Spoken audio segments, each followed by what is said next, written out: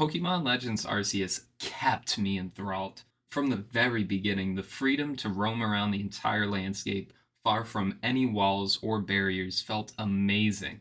Pokemon popped up left and right. The sound effects of throwing a ball, nearing a strong Pokemon, or just picking up a leak were all satisfying and retained my engagement.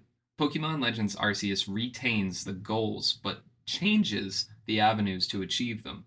Instead of leveling up only by fighting, your Pokemon gain experience from breaking rocks, battling enemies, and even when you hide in grass and catch a new teammate.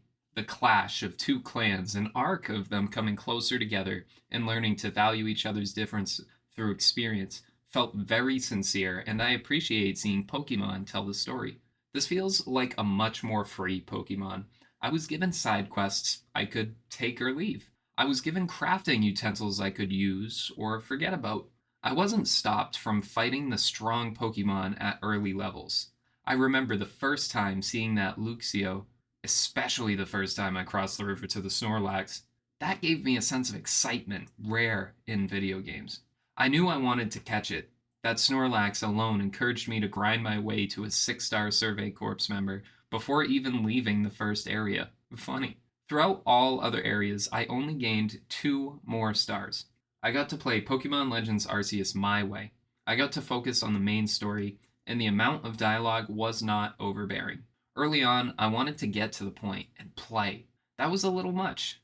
After the starting tutorial, it all opened up, and I was eager to find every Pokemon I could before seeking the next objective. Each new area, if I was told the objective was left, I ran to the right. Finding every new Pokemon was such a delight for me. I will note something I consistently missed: environmental storytelling, or guidance at least. Sometimes I would find cracks, corners, and even a pit later in game.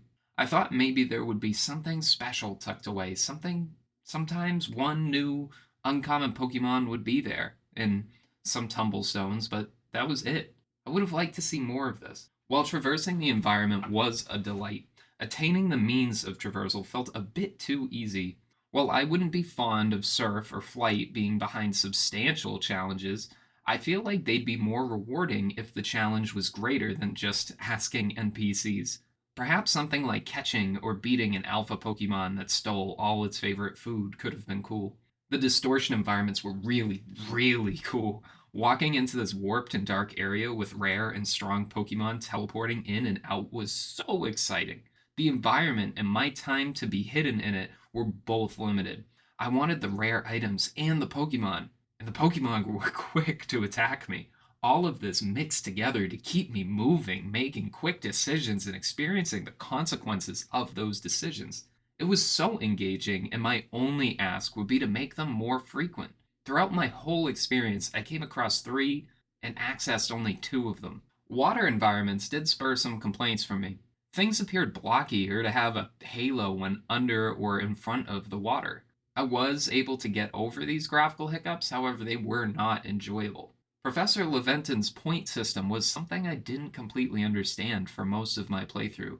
I would catch new Pokemon, alpha Pokemon, deities, and receive very little points rewarded. The points seemed to increase with how much you fill out the individual Pokemon's Pokédex, not the overall quantity of unique Pokemon you obtain. I think I would have liked to see more of a reward for new Pokemon, alphas, and legendaries. Maybe milestones too, like 10, 50, 100, 200 Pokemon caught. This would have helped remind me how near I was to the goal of catching them all. I never used the feather and wing balls. All of the flying Pokemon I came across had easier to access grounded counterparts. It was really cool to see Gyarados in the air though. All of the fast Pokemon were often close enough to a patch of grass, and I always had an Oranberry prepared to distract them, so running away was rarely an issue. Finally, my final fight. Without many spoilers, the post-game battle that greatly resembles Cynthia's took me many tries. Not just because it was difficult, it immediately predates Giratina's battle, and I really wanted to catch Giratina. I wasn't aware of any reason why I couldn't, except for my incredibly weak team after the first battle.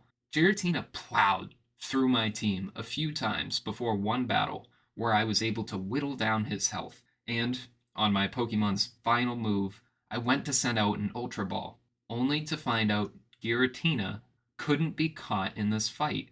So I attacked him. And for those who know, you know, I likely had to fight him again in the boss battle before him one more time.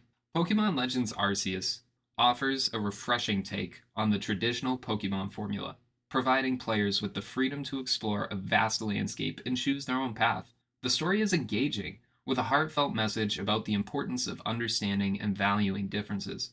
Although the lack of environmental storytelling and hard to come by distortion environments may leave some players wanting more, the game's strengths greatly outweigh its weaknesses. Additionally, the post game battle with Giratina can be challenging and rewarding in the end. Players should be made aware of its requirement to catch the legendary Pokemon.